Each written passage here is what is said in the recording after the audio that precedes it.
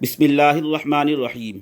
इस्लाही मजलिस number 22, कुदरती वबाओं और बुरी मौत से बचने का तरीक़ा हदीस पाक की रोशनी में। कोरोना वायरस की वजह से इस वक्त सारी दुनिया परेशान है। ये एक ऐसी कुदरती वबा है जिसने पूरी दुनिया के निज़ाम को मुअत्तल कर रखा है। माहिर डॉक्टरों की तहक़ीक़ व तजज़िये के मुताबिक इस वबाई मर्ज़ से सेहत हासिल होने का काबिल इत्मीनान और यकीनी इलाज उनके पास नहीं है। इस वबा की शिद्दत का आलम ये होता है कि इस मर्ज़ में मुब्तला शख्स की मौत निहायत बेचैनी के साथ तड़प तड़प कर होती है।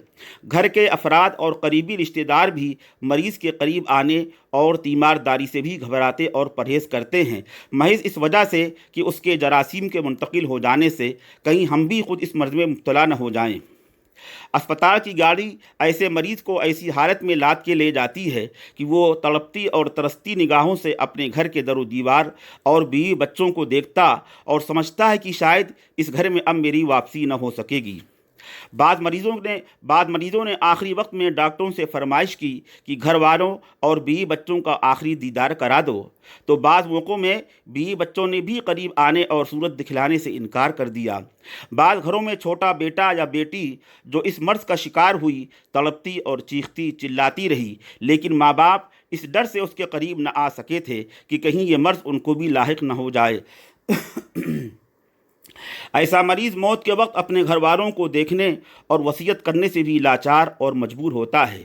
मौत के बाद उसकी लाश को प्लास्टिक के खोल में बंद करके वर्षा के हवाले कर दिया जाता है, जिसको खोलने की इजाज़त नहीं होती। इस सूरत हाल के पेश नज़र आज हम आपकी खिदमत में अहादीस मुबारका की रोशनी में अर्ज़ करना चाहते हैं कि ऐसे वबाई अमराज और ऐसी ज़िल्लत की मौत से बचने के लिए रसूल पाक सल्लल्लाहु अलैहि वसल्लम ने अपनी उम्मत को कुछ आमाल और कुछ दुआएं बतलाई हैं। यकीनी बात है कि रसूलुल्लाह सल्लल्लाहु अलैहि वसल्लम की बताई हुई बातों पर जो भी अमल करेगा वो इन बलाओं और मुसीबतों और बुरी मौत से इंशाअल्लाह ज़रूर महफूज रहेगा। डॉक्टरों की तजवीज़ और उनका इलाज ख़ता कर सकता है, लेकिन नबी करीम सल्लल्लाहु अलैहि वसल्लम की फरमाई हुई बात गलत नहीं हो सकती, बशर्ते कि नबी की हिदायत पर हमारा अमल पूरे तौर पर शरीयत और सुन्नत के मुताबिक हो। अब इस सिलसिले में चंद हदीसें मुलाहज़ा फरमाइए जिनमें रसूलुल्लाह सल्लल्लाहु अलैहि वसल्लम ने बलाओं और मुसीबतों से हिफाजत नीज़ बुरी मौत से बचने का तरीक़ा इरशाद फरमाया है। बलाओं और बुरी मौत से बचने के मुतालिक रसूलुल्लाह सल्लल्लाहु अलैहि वसल्लम की चंद हिदायतें। नंबर 1, तिरमिज़ी शरीफ पे अनस रज़ियल्लाहु तआला अन्हु की रिवायत है, रसूलुल्लाह सल्लल्लाहु अलैहि वसल्लम ने इरशाद फरमाया, इन्न सदक़ता लतुत्फ़िउ ग़ज़ब रब्बी व तदफ़उ मीतत अस्सूई, रवाहु तिरमिज़ी, हदीस नंबर 658। बिलाशुबा सदका हक़ ताला के गुस्से और नाराज़गी को दूर करता है और मौत के वक्त की बुरी हालत यानी बुरी मौत से बचाता है। फ़ायदा, इस हदीस से सदक़े के दो फ़ायदे मालूम हुए। एक तो ये कि सदक़े से हक़ ताला का गुस्सा और नाराज़गी दूर होती है और मुसीबतों, बलाओं, कोरोना वायरस जैसी वबाओं का नुज़ूल भी हक़ ताला की नाराज़गी और गुस्से से होता है। सदक़े की बरकत से जब हक़ ताला की नाराज़गी दूर होगी तो ये वबा भी इंशाअल्लाह ख़त्म हो जाएगी। सदक़े का दूसरा फ़ायदा ये बतलाया गया कि सदक़ा आदमी को बुरी मौत से बचाता है। फ़ायदा, मीततुस्सू यानी बुरी हालत में मौत होने की अल्लामा मनावी रहमतुल्लाह अलैह ने कई सूरतें लिखी हैं। मसलन किसी सख्त बीमारी, वबा या हादसे में मौत हो जाना, मसलन आग में जलकर मौत हो जाना, कि ये भी बुरी मौत है। और कभी बुरी मौत ऐसी होती है कि किसी बिदअत या किसी गुनाह कबीरा में इब्तिला या दीन की किसी बात में शक होने की हालत में उसकी मौत आ जाए, ये भी बुरी मौत है। सदक़े की बरकत से दोनों तरह की बुरी मौत से अल्लाह ताला हिफाजत फरमाता है। फैज़ुल क़दीर सफ़ा 311 जिल्द नंबर 4। हदीस नंबर 2, एक हदीस पाक में आपने इरशाद फरमाया, अस्सदक़तु तुत्फ़िउल ख़तीअता कमा युत्फ़िउल माउन नारा, रवाहु तिरमिज़ी, हदीस नंबर 2616। यानी सदका ख़ताओं को ऐसे मिटा देता है जैसा कि पानी आग को बुझा देता है। हदीस नंबर 3, एक रिवायत में आपने इरशाद फरमाया, बादिरू बिस्सदक़ति फ़इन्नल बलाअ ला यतख़त्ताहा, रवाहु रज़ीन, मिशकात शरीफ सफ़ा नंबर 167। यानी सदका करने में जल्दी करो क्योंकि बलाएं और मुसीबतें सदक़े से आगे नहीं बढ़ती बल्कि सदक़े के सामने आकर रुक जाती हैं। इससे मालूम हुआ कि सदक़े की खासियत यह है कि इससे गुनाहों का असर मिट जाता है صدقہ کرنے میں جلدی کرنا چاہیے، اس کی برکت سے بلائیں مصیبتیں ختم ہو جاتی ہیں۔ حدیث نمبر 4، علامہ حیثمی رحمۃ اللہ علیہ نے طبرانی کے حوالے سے حدیث پاک نقل کی ہے، الصدقۃ تسد 70 بابا من السوء، رواہ الطبرانی، مجمع الزوائد صفحہ 109 جلد نمبر 3، یعنی صدقہ مصیبت کے 70 دروازے بند کر دیتا ہے۔ نمبر 5، علامہ سیوطی رحمۃ اللہ علیہ نے الجامع الصغیر میں حدیث پاک نقل کی ہے، الصدقۃ تمنع 70 نوعا من انواع البلاء اہونها الجذام والبرص، الجامع الصغیر حدیث نمبر 5144، یعنی صدقہ 70 قسم کی بلاؤں کو روک دیتا ہے، جس میں کم درجے کی چیز جذام اور برص کی وبا ہے کہ صدقے سے وہ بھی رک جاتی ہے۔ اس کی شرح میں علامہ مناوی رحمۃ اللہ علیہ فرماتے ہیں کہ اللہ کے نبی نے مہلک مرض کے ازالے کے لیے صدقے کو دوا کے مثل قرار دیا ہے، اور یہ ایک ایسا روحانی علاج اور ایسی حکیمانہ تدبیر ہے جس کو اللہ تعالیٰ نے اپنے نبی کو بتلایا کہ پوری مخلوق بھی اس کا ادراک نہیں کر سکتی تھی۔ فیض القدیر صفحہ نمبر 312 جلد نمبر 4۔ علامہ مناوی رحمۃ اللہ علیہ فرماتے ہیں کہ اس طرح کی حدیثوں میں 70 یا 99 کا تذکرہ تحدید کے لیے نہیں بلکہ تکثیر کے لیے ہے۔ مطلب یہ کہ 70 کا عدد خاص مقصود نہیں کہ واقعتاً 70 بلاؤں ہی سے حفاظت ہوتی ہے، اس سے زائد سے بھی حفاظت ہو سکتی ہے۔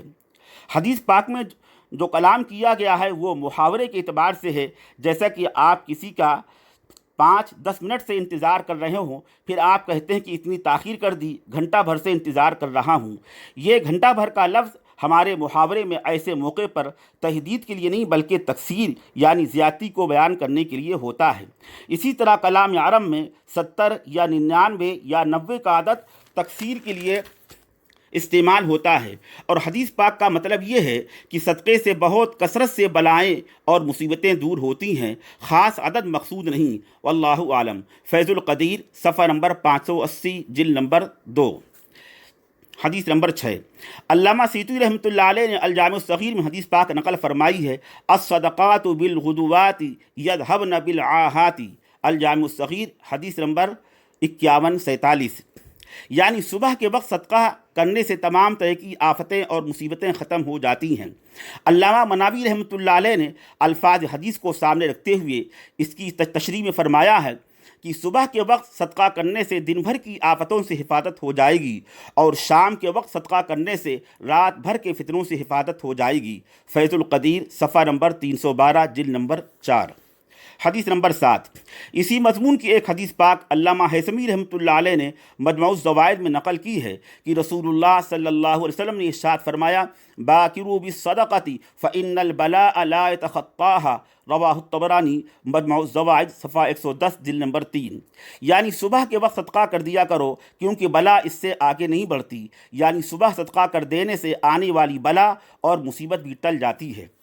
حدیث نمبر 8، طبرانی ہی کی ایک روایت میں ہے، رسول اللہ صلی اللہ علیہ وسلم نے ارشاد فرمایا، ان صدقۃ المسلم تزید فی العمر وتمنع بیتۃ السوء ویذهب اللہ بها الکبر والفقر والفخر، رواہ الطبرانی، مجمع الزوائد صفحہ 110 جلد نمبر 3۔ ایک مسلمان کے صدقہ کرنے کی برکت یہ ہوتی ہے کہ اللہ تعالیٰ اس کی عمر بڑھا دیتا ہے، بری موت سے اس کو بچاتا ہے، اور تکبر اور فخر کے مرض سے نیز فقر و فاقے سے اس کی حفاظت فرماتا ہے۔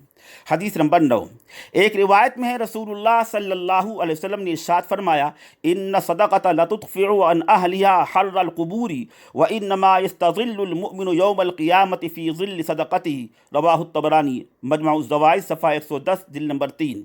بے شک جو شخص صدقہ کرتا ہے اللہ تعالیٰ اس سے قبر کی سختی اور عذاب کو ختم کر دیتا ہے، اور قیامت کے دن صدقے کے سائے میں اس کو جگہ دے گا۔ حدیث نمبر 10، ایک حدیث پاک میں آپ نے ارشاد فرمایا کہ دوزخ سے بچنے کے لیے تم میں سے جو شخص کھجور کے ٹکڑے کا بھی صدقہ کر سکتا ہو تو اس کو کرنا چاہیے۔ نیز ارشاد فرمایا، دوزخ سے بچو اگرچہ کھجور کے ایک ٹکڑے کا صدقہ ہی کرنے کے ذریعے کر سکتے ہو۔ رواہ مسلم، حدیث نمبر 2345، اتقوا النار ولو بشق تمرۃ۔